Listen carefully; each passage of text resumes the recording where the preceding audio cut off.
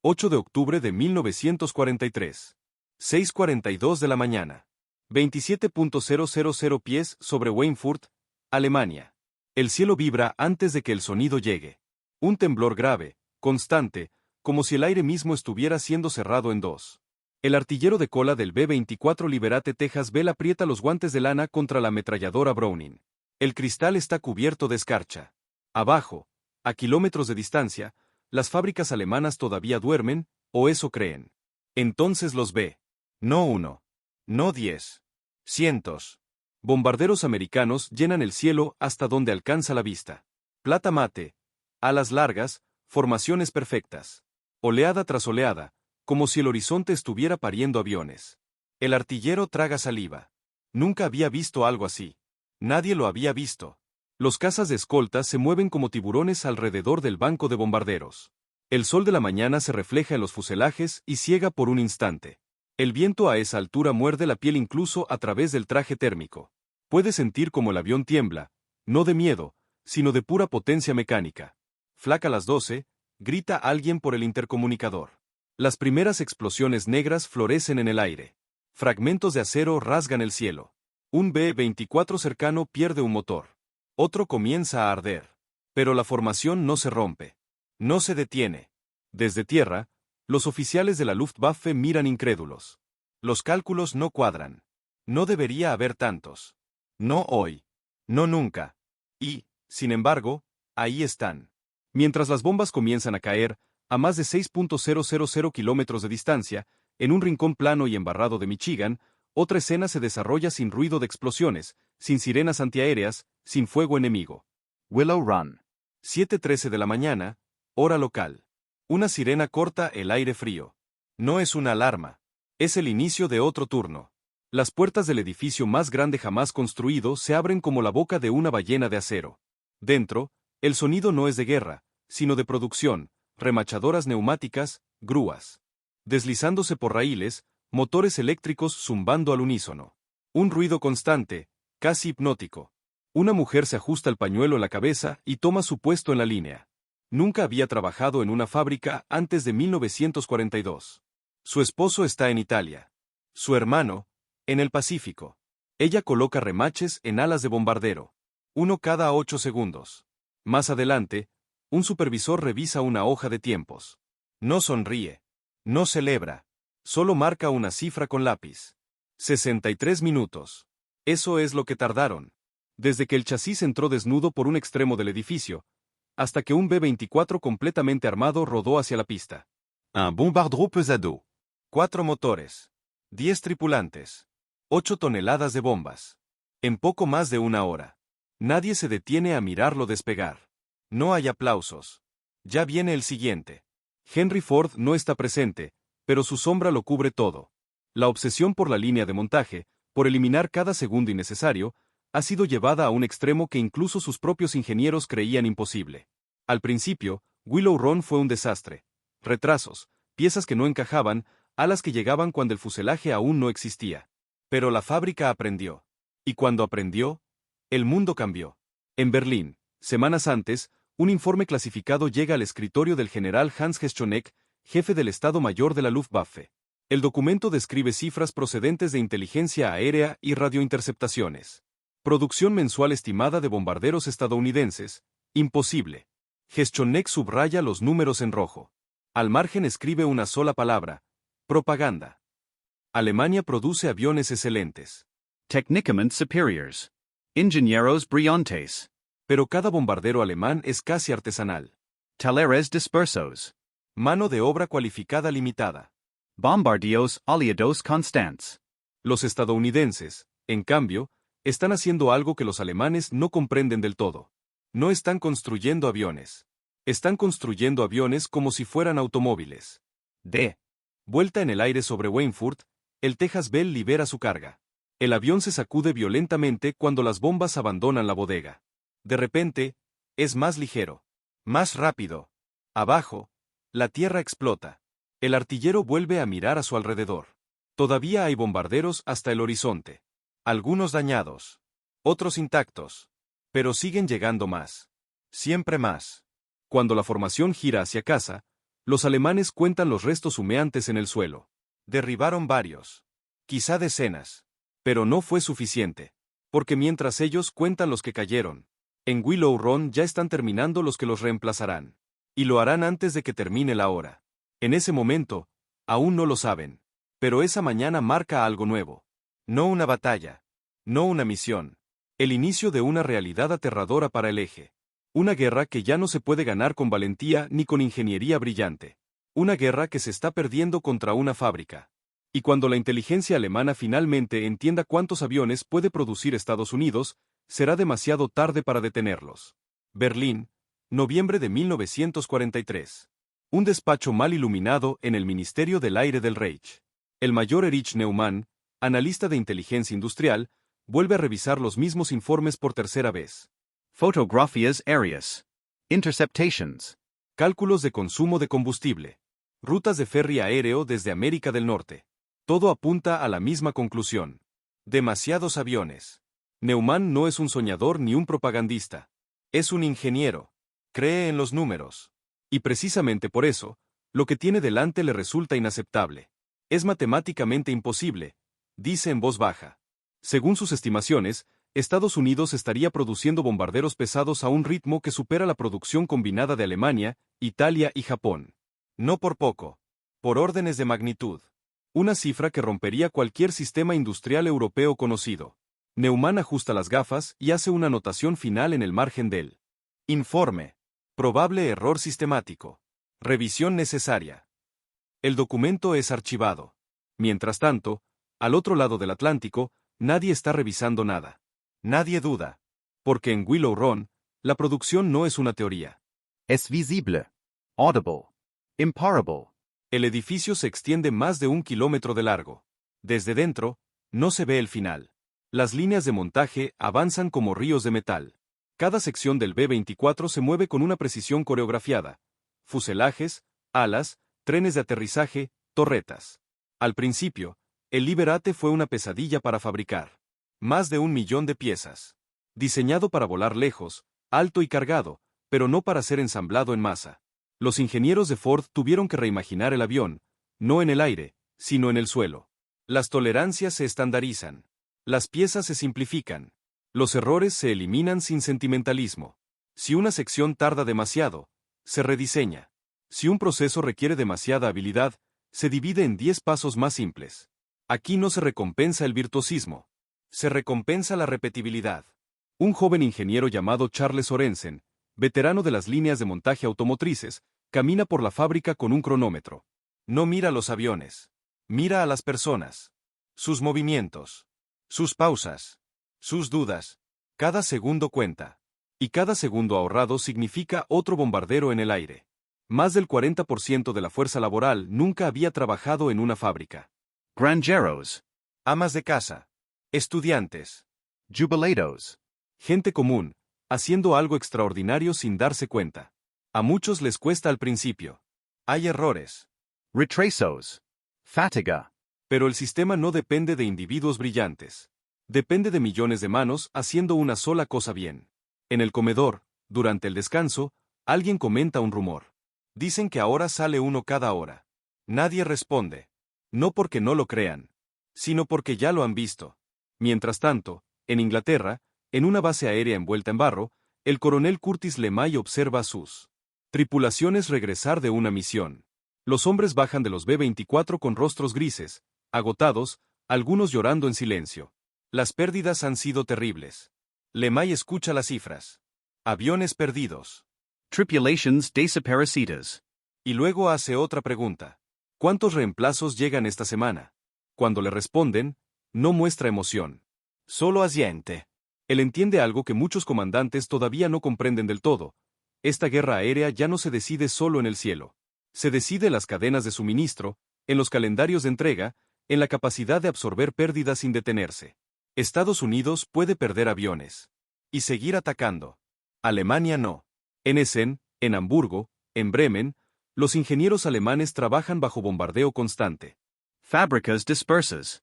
Producción fragmentada. Cada ataque destruye meses de trabajo. Cada trabajador muerto es una habilidad irreemplazable.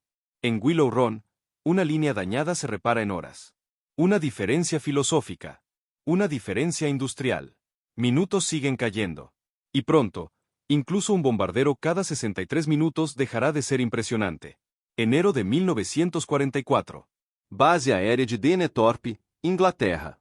El frío se mete en los huesos antes del amanecer. El hielo cruje bajo las botas mientras las tripulaciones caminan hacia los aviones alineados en la oscuridad. Esta vez no hay prisa nerviosa. No hay miradas de incertidumbre. Hay algo distinto en el ambiente. Confianza. El teniente James Red Callahan, copiloto de un B-24 recién asignado, pasa la mano por el fuselaje como si fuera un ritual. El avión todavía huele a pintura fresca y aceite nuevo. No tiene parches. No tiene marcas de combate. Es joven. Recién salido de fábrica, dice el jefe de mantenimiento con una media sonrisa. Ni una semana de vida. Callahan asiente, pero no responde. Piensa en cuántos aviones recién nacidos ha visto últimamente. Demasiados para contarlos. Cuando despegan, el cielo empieza a llenarse otra vez. Formaciones que se extienden durante minutos. No segundos. Minutos enteros de aviones despegando uno tras otro. El ruido es ensordecedor, continuo, como una tormenta mecánica que no se disipa. Y entonces sucede algo que nunca había ocurrido antes. Los cazas alemanes no aparecen. No al principio.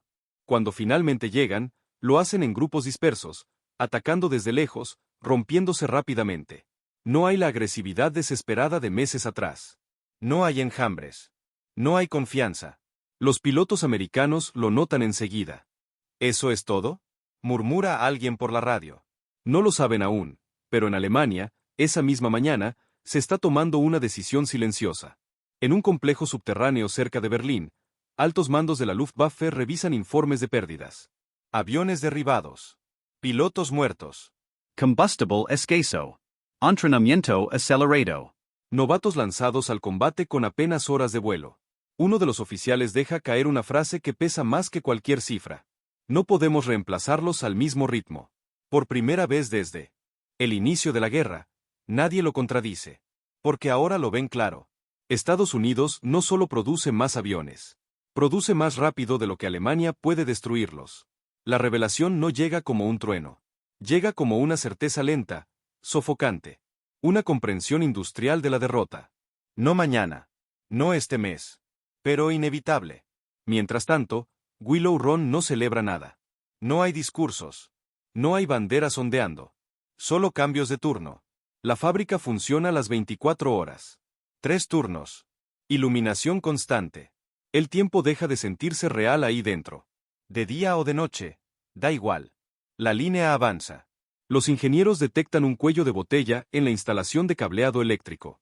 La solución no es formar mejores electricistas. Es rediseñar el cableado para que pueda instalarlo a alguien con mínima formación. Se cambia el diseño del avión. No por aerodinámica. Por producción. Ese es el verdadero giro de la guerra. Cada mejora no busca que el B-24 vuele mejor, sino que nazca más rápido. En marzo de 1944, Willow Run alcanza un nuevo récord. Un bombardero completo cada 55 minutos. El dato viaja en informes clasificados hasta Washington. Algunos generales se quedan mirando el papel en silencio. Otros niegan con la cabeza, incrédulos.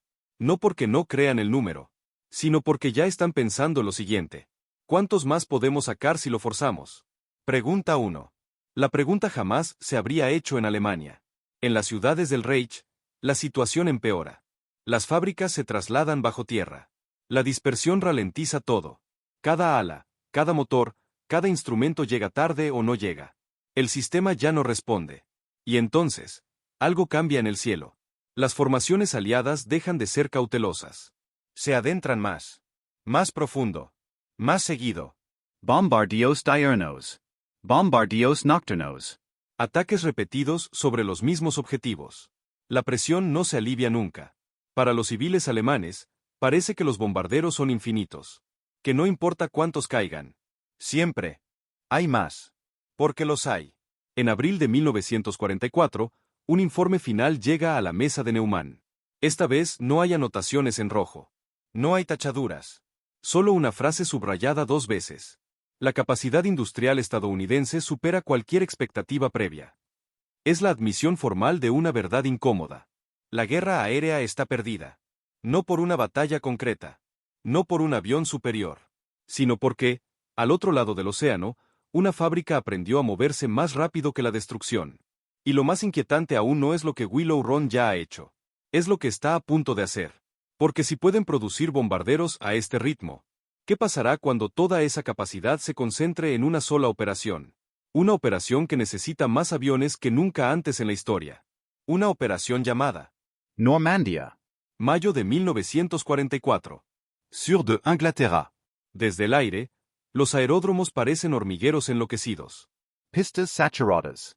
Aviones alineados ala con ala. B-24, B-17, C-47, casas, transportes. Más metal del que cualquier comandante europeo habría creído posible reunir en un solo lugar. Y siguen llegando. Cada día, nuevos bombarderos cruzan el Atlántico en rutas cuidadosamente cronometradas. Algunos aterrizan por primera vez en suelo europeo apenas horas después de haber sido aceptados oficialmente por el Ejército del Aire. Todavía llevan marcas de fábrica. Todavía huelen a nuevo. Para los planificadores aliados, el problema ya no es la escasez. Es la logística inversa. ¿Dónde aparcar tantos aviones? ¿Dónde repostarlos? ¿Dónde alojar a las tripulaciones? Willow Run ha empujado la guerra a un territorio completamente nuevo, la abundancia absoluta. En una sala de planificación cerca de Londres, mapas cubren las paredes. Flechas, círculos, códigos de colores. En el centro del plan hay una verdad simple y brutal. Para que la invasión de Europa funcione, el cielo debe pertenecer a los aliados. No parcialmente. No durante unas horas. Completamente. El mariscal del aire Sir Arthur. Ted escucha los informes sin interrumpir. Bombardeo estratégico. Interdiction ferroviaria. Ataques a aeródromos. Destrucción sistemática de la Luftwaffe antes del día D. Cuando alguien menciona las posibles pérdidas, Ted levanta la vista. ¿Podemos sostenerlas? La respuesta llega sin dramatismo. Sí. Esa palabra lo cambia todo. En Alemania, la sensación es distinta. Muy distinta. Los informes hablan de cielos saturados. De escoltas que ya no se quedan atrás. De cazas estadounidenses que acompañan a los bombarderos hasta el corazón del Reich y regresan con ellos. El combustible se raciona. Los pilotos veteranos caen uno a uno. No hay tiempo para entrenar a los nuevos. No hay aviones suficientes para equiparlos. La Luftwaffe empieza a elegir qué ciudades defender y cuáles abandonar. Eso nunca había ocurrido. En Willow Run, la fábrica no sabe nada de Normandía. Oficialmente. Pero lo siente. Hay presión. Hay urgencia. Los pedidos se acumulan. Los turnos se alargan. Se añaden líneas auxiliares. Se optimiza lo que ya parecía optimizado. Un ingeniero detecta que los retrasos no están en la línea principal, sino en la entrega de motores. La solución no es esperar a los proveedores. Es integrar el proceso. Se reescriben contratos. Se cambian flujos. El sistema se ajusta una vez más. La producción no se ralentiza. Acelera. Para junio de 1944, Willow Run ha producido miles de B-24. No docenas. No cientos. Miles. Cada uno es una promesa cumplida. Cada uno, una amenaza en el cielo. El 5 de junio por la noche, los bombarderos despegan en masa. El rugido no se detiene. Desde la costa inglesa, parece que el aire mismo está huyendo del ruido. Las tripulaciones saben que algo grande está a punto de ocurrir. Algunos no volverán. Pero ya no sienten que estén solos. Porque ahora comprenden algo esencial. Si su avión cae, otro ocupará su lugar. Rápido. Casi inmediatamente. Eso cambia la psicología de la guerra. El miedo sigue ahí. Siempre. Pero la desesperación se ha ido. En las primeras horas del 6 de junio de 1944, mientras los paracaidistas descienden sobre Normandía y las playas se preparan para el asalto, el cielo está cubierto por una presencia constante. Bombarderos. Casas. Transportes. Una cobertura tan densa que la Luftwaffe apenas puede reaccionar. No porque no quiera, sino porque ya no puede. En ese momento, la apuesta industrial alemana queda expuesta por completo. Demasiado tarde. Demasiado dispersa. Demasiado frágil frente a un enemigo que produce guerra en serie. Willow Run no aparece en los mapas de batalla. No sale en los noticiarios del frente. Pero su efecto es total. Porque la invasión no se gana solo en las playas. Se gana en los meses previos. En las horas acumuladas. En cada minuto ahorrado en una línea de montaje. Y ahora, Mientras Europa empieza a liberarse centímetro a centímetro, una pregunta flota en el aire, incluso entre los propios aliados.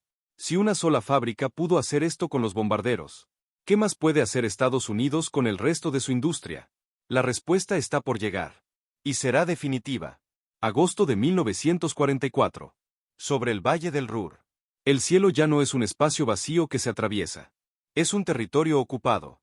Columnas de bombarderos avanzan con una regularidad casi obscena, como si alguien hubiera trazado carriles invisibles en el aire.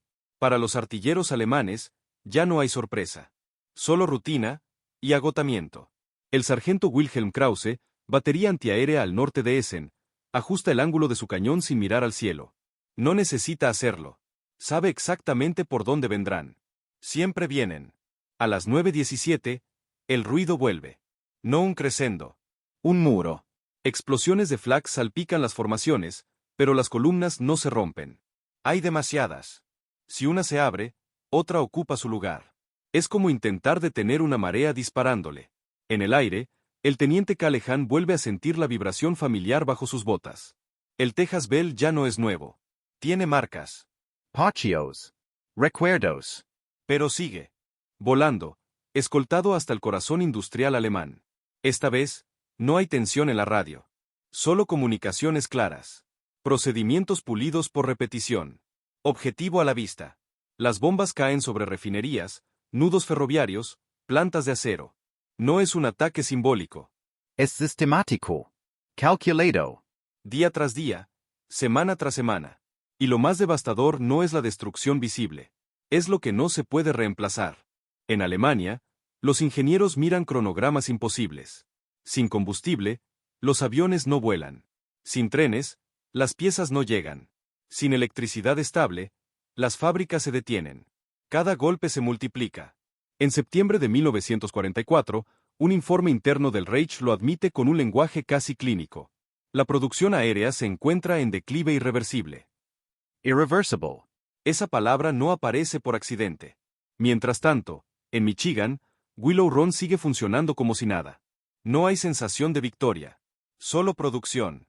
La guerra está lejos. El ruido constante de la fábrica es tan normal como el del viento entre los campos. Un nuevo récord se cuelga discretamente en una pizarra.